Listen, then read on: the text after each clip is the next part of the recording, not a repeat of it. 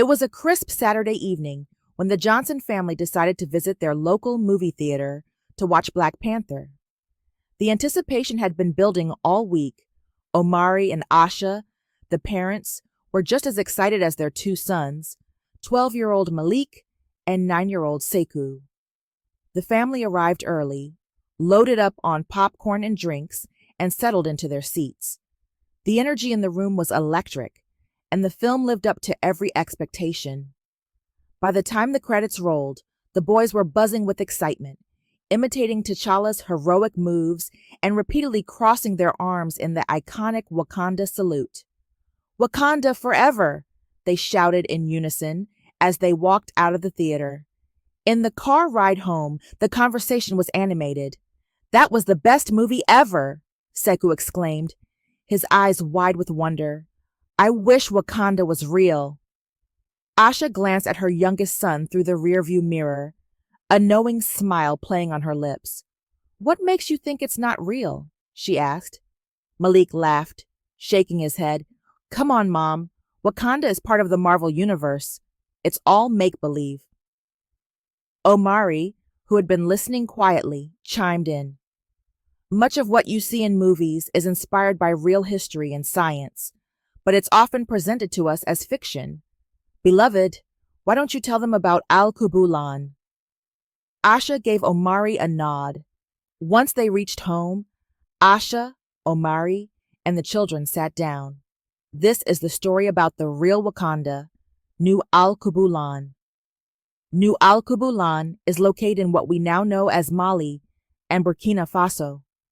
Both boys turned to their father, their expressions a mix of skepticism and curiosity. "New Alkebulan?" Malik repeated slowly. "What's that?"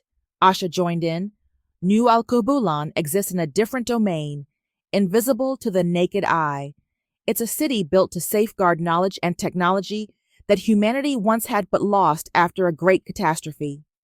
The boys stared at their parents, slack-jawed. Finally, Malik spoke.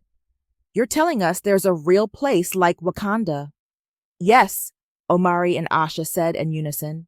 Asha continued, her voice taking on the rhythmic cadence of a storyteller.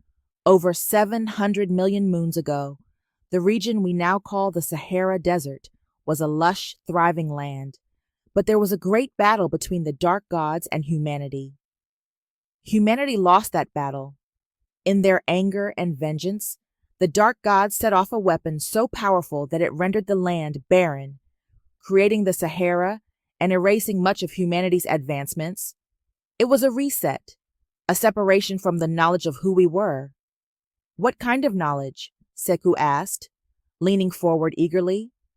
"The kind that connects us to the stars, our magic, and deeper mysteries of ourselves and the cosmos," Omari said.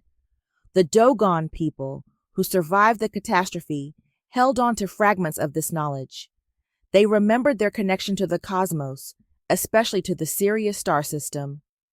They knew they had to protect what little they had left from the dark gods and their followers, who sought to take this knowledge and keep it for themselves. When the gods of lesser light reset them with the bombing, they reset it for the whole world. It took a long time for their representatives to be able to reach the region of the Sahara Desert because the area was radioactive. The Dogon were the keepers of knowledge in Kemet and many of the libraries in the area. Then there were invasions of the Persians and Romans. The most famous of the libraries were the Library of Alexandria, which was first burned by Julius Caesar in pursuit of Pompey of Egypt, then Theophilus, who then turned the library into a Christian church. These were the most famous invasions and burnings, but there were more. Asha nodded. So, the Dogon began a monumental task of hiding the technology and keeping the knowledge. Over the course of time, they built the invisible city of New Alkebulan. It's hidden in plain sight, using advanced technology gifted by beings from Sirius B. They continue to update this technology to counter the dark gods, who still rule this domain. The boys' eyes were as wide as saucers. "How come we've never heard of this before?" Malik asked. Omari smiled. "Because it's not something you'll find in textbooks or on the news. The Dogon's knowledge was so advanced that it baffled European explorers who encountered them. In the 1930s, these explorers were shocked to learn that the Dogon already knew about the Sirius star system and its companion star, Sirius B, long before modern telescopes confirmed its existence. That's just a glimpse of what they know. So, is New Alkebulan like a secret Wakanda? Sekou asked, his voice filled with wonder. In a way, yes, Asha replied. But it's more than that. It's a reminder of what humanity is capable of when we're connected to our true selves and the universe. The knowledge is still out there, waiting for those who seek it. Sekou asked, is there a way to get there? Omari responded, yes, but they don't reveal themselves to everyone. Most times they reveal themselves to people who are on a spiritual path or who have been called to the area. Malik looked pensive and asked, what happened to the old Alkebulan? Asha smiled, then said, Alkebulan is what Africa was called before the Europeans renamed it. The Dogon decided to call their hidden city New Alkebulan so the region doesn't forget their roots. What is the meaning of the name Alkebulan? Asked Sekou.